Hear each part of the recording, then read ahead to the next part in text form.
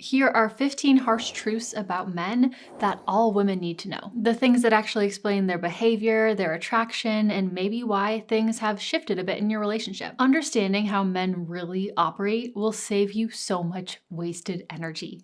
So some of these might sting a little, some of these might make everything click in your head, but every single one is real, in my opinion. So let's get into it. Hey friend, welcome back. If you're new here, my name's Jillz and I help women step into their power, tap into their divine feminine, and become their best self, live their best life. So if that's something you want to do, you should subscribe and stick around. And real quick before we dive in, my newest course, Love Alchemy, is coming very soon. This is where I teach you how to be in your feminine energy in your relationship, how to inspire his masculine energy, how to keep the polarity alive between you two even after many, many years, and how to keep him chasing you, pursuing you, and giving you that queen treatment. I am very excited about it. I have been married for 9 years now, but with my husband for a total of 16 years. So I feel like I have a lot to share. Like I said, it's coming very soon and you can join the waitlist using the link below in the description. Now let's get into it. For these harsh truths, I just want to say that these are obviously generalizations. And there are always exceptions to every rule. And so it doesn't mean that what I say is true for every single man on planet Earth, but these are very, very common patterns. And understanding these will better help you navigate men and relationships. So harsh truth number 1, men are comfortable keeping placeholder girlfriends. Meaning a lot of men stay in relationships that they're not even really excited about and they know that they're not the one simply because it's comfortable. It's convenient. They're not lonely. Their basic needs are met. They get someone to talk to sometimes and some intimacy. Someone will be there for them, even when they know they're not the one. Some men will literally treat a relationship like a holding pattern until they meet someone that they actually want to invest in. So if a man's energy just feels, super passive with you, or if he's just not taking you seriously, if the relationship isn't progressing, he might just be comfortable. You might just be convenient. And comfort can keep a man in relationship situations for way longer than he should be, either until something forces a change or until they meet someone they actually can't live without. The women who don't get stuck as placeholders, they tend to be just very clear about what they want, and they are not willing to settle for half-hearted love. So either that man has to step up into that or step aside. Whereas placeholder women are more likely to tolerate bare minimum effort for a longer period of time. Harsh truth number 2, men categorize women pretty fast. So whether she is wife material or just girlfriend material, or is she just for fun, or is she a placeholder? And once you get categorized, it rarely changes. But I want to make a caveat here. This is more true for mature dating. So when a man knows what he wants and is looking for a partner. Whereas if it's just like two 20-year-olds or 21-year-olds meeting at the bar, that's not as relevant here. But when he's intentional and ready, he's categorizing. Within the first few dates, and sometimes even in that first conversation, a man will put you in a category. And once you're in that category, it can be very difficult to change. And that category is set so early on based on how you show up, the energy you bring, and how he felt around you in those interactions. Now, women do this too. As human beings, we like to categorize. It makes sense in our brain. But women do this a bit differently because women tend to be more open to a man's potential, right? Like he could be great if he just did blah, blah, blah. Men are more binary. You either fit or you don't. And that initial categorization is based on the energy and the dynamic you establish early on. And this is why first impressions and those early relationship dynamics, this is why they matter. Harsh truth number 3. This one is for committed long-term relationships only. So when you're in a long-term relationship with a man and you know that he loves you and that he cares about you, but he stopped trying with you. He stopped showing up in the way that you want him to. He used to put in all this effort. He used to show up like that, but now he doesn't. Most of the time it's because he doesn't think he can win with you anymore.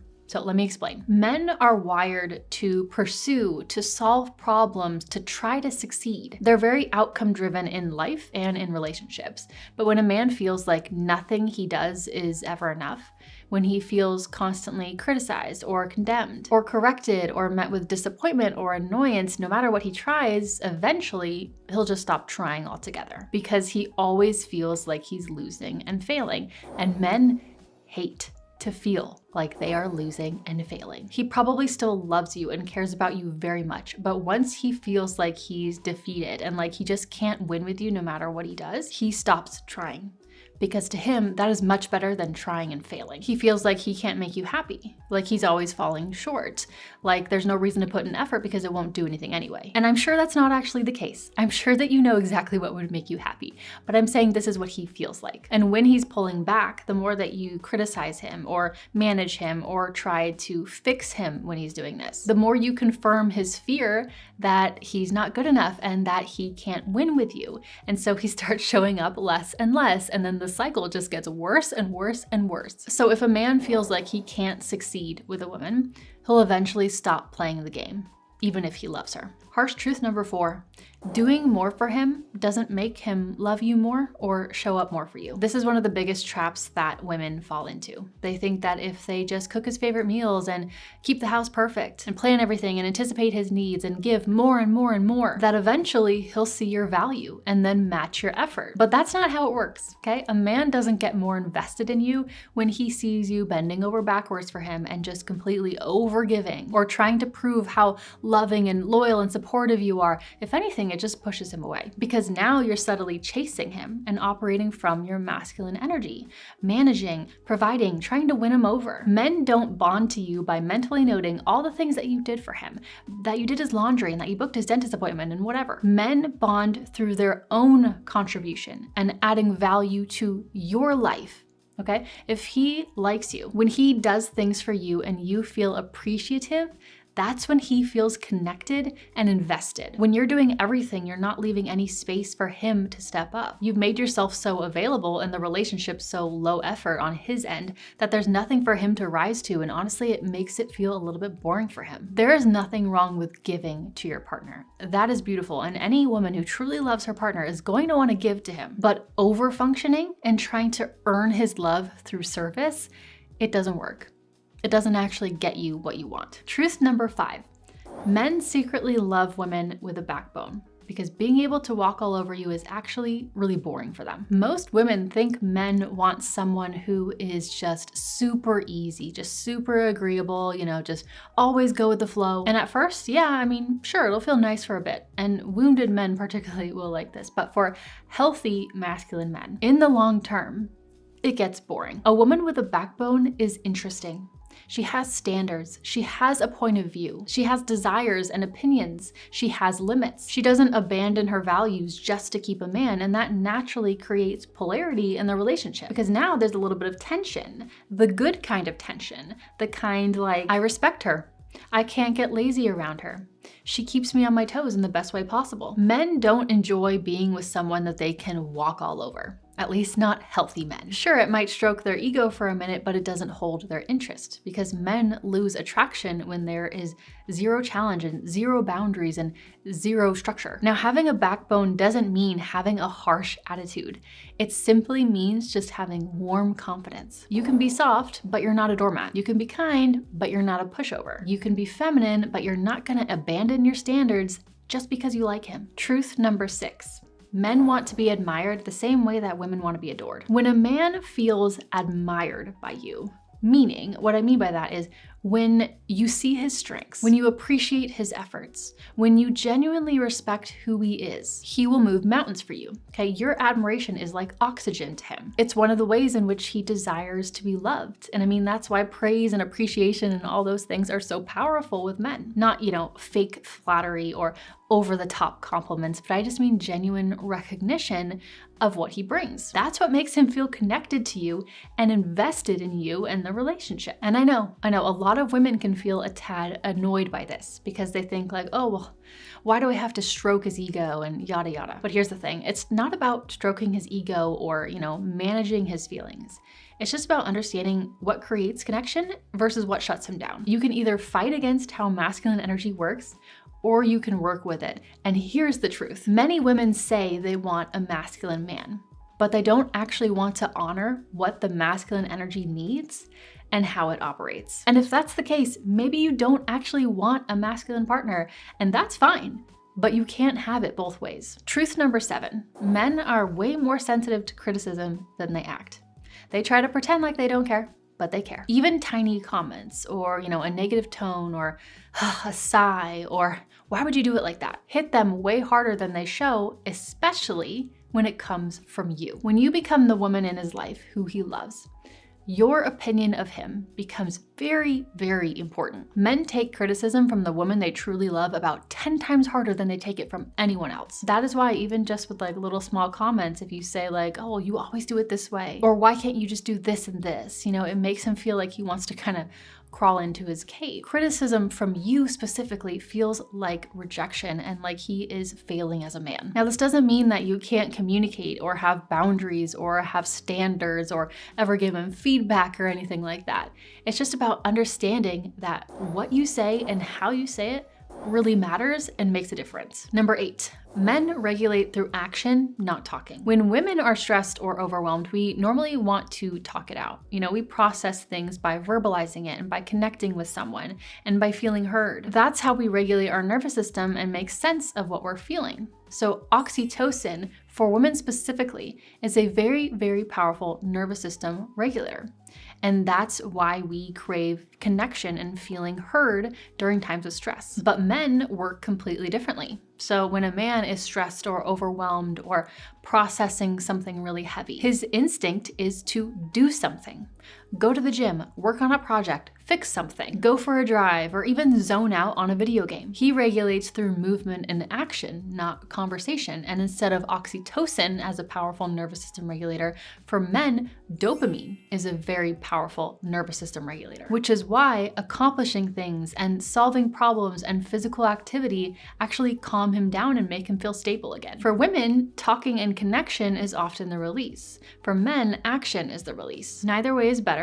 They're just different. And you know, sometimes women can misread this as him shutting down or shutting out his feelings or not being emotionally mature or not caring. But we're just wired to handle stress a little bit differently, and actually forcing him to talk about his feelings when he's already overwhelmed can actually just make it feel worse for him. Understanding this difference can save you a lot of confusion and unnecessary conflict. So instead of pulling him into your way of processing, let him do his, and he'll probably come back clearer and calmer, and you don't want to be mothering him anyway. Truth number 9. Most men aren't actually intimidated by successful women. Now, of course, there's always the few wounded, insecure ones. Yes, they may be. But most men are not intimidated by successful women.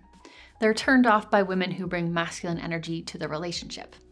And that is not the same thing. Men actually love women who are driven and smart and who are doing things with their life. But time after time, we hear women say that my success intimidates other men and pushes men away, and my relationship life sucks. Here's what's really happening, okay? There is often a common thread with very successful women. Most of the time, they are operating heavily in their masculine energy. And those qualities that make them amazing at work, the executing, the managing, the controlling, the strategizing, all that stuff, they bring that same energy to their romantic life, and that doesn't create attraction. And then he meets someone else who might be less accomplished on paper, but she's in her feminine energy and he's all in. It's not about the success, it's about the dynamic between you two. You can be powerful out in the world and feminine in your relationship, but you have to be willing to let go of control and let him step into that masculine role. Otherwise, there's no polarity. And without polarity, there's no attraction, there's no chemistry. So it's not that he's necessarily intimidated, and he may think that you are amazing as a person. It's just that he simply doesn't have romantic feelings towards you because you guys are both operating from the same energy. Attraction isn't logical. It's simply based off of energy and chemistry. And there's no chemistry with masculine men when you are in your masculine energy yourself. Truth number 10. Men don't fall for the most beautiful woman. They fall for the woman that makes him feel like his best self. Men fall hardest for the woman who makes him feel capable, respected, and like the absolute best version of himself. The woman who sees his strengths. The woman whose eyes light up when he walks into a room. The woman who makes him feel like he can conquer the world. This is why you'll see men completely devoted to women who aren't, the most conventionally attractive, because beauty might catch his attention, sure. And that is always gonna help. We're not gonna deny that. But how you make him feel is what keeps him and what makes him bond to you and become devoted and loyal to you. And I mean, that's just how we work in relationships. You can be a literal 10 out of 10, but if you don't make him feel good, then it doesn't matter, and it's the same with us too. We can date someone who's the most handsome person ever, but if he doesn't make us feel good, then it doesn't matter. Number 11, men truly do love to serve women, but only when they feel valued and effective. I think a lot of women don't realize this, but men genuinely want to do things for you. They want to help. They want to contribute. They want to add value to your life. It's not a burden for them. It's actually how they feel fulfilled in a relationship, and it genuinely makes them happy. But like I said, they only love to serve when it is valued and appreciated. Truth number 12, a man's self-worth is heavily tied to his purpose or career. And so if that's shaky in his life, then often his dating life is shaky or his romantic life is shaky. Men derive a huge part of their identity and confidence from what they do and what they're building, right? So their career, their mission, their sense of purpose. This is where they get their foundation and their internal sense of stability. When a man feels like he's failing professionally or doesn't have a clear direction, it can start to affect other areas of his life. And he may start to pull back in relationships or, maybe become a little bit more emotionally flat or not as invested, not necessarily because he doesn't care, but because his sense of foundation and stability is shaky. For men, purpose is very grounding. And when that's off, everything can start to feel a little off, including his romantic life. Truth number 13. Once he is in like a long-term relationship, it takes a lot for a man to leave, and he can tolerate a lot, but he will start quietly quitting. Instead of walking away from a committed relationships, a lot of times they will just start like not initiating. He'll become more emotionally distant. He'll invest his energy elsewhere. Maybe it's into his work or his friends or whatever, or his hobbies. He's there, but he's checked out. Again, men can get really, really comfortable in relationships, and sometimes they can just tolerate it until, he can't anymore, or until he finds someone better, or until something or someone shakes him awake. Truth number 14, when a man truly loves you, he starts to become protective in tiny ways that he probably doesn't even talk about, and in ways that maybe you don't even notice. Checking your car, making sure you got home safe, scanning the room, being aware of what people are doing around you in public, making sure you're warm enough, making sure you've eaten, driving you places, or carrying heavy things without you having to ask. He may just start being a bit more aware and a bit more protective instinctually. This is one of the ways that masculine love and commitment shows up, through quiet acts of care and protection. When a man is truly invested in you, you'll see it in these small, consistent actions more than in what he says. Truth number 15, men fall in love through responsibility and providing value. And I kind of touched on this, but the moment a man starts investing in you, whether that's fixing something for you or helping you in some sort of way, or helping you solve a problem or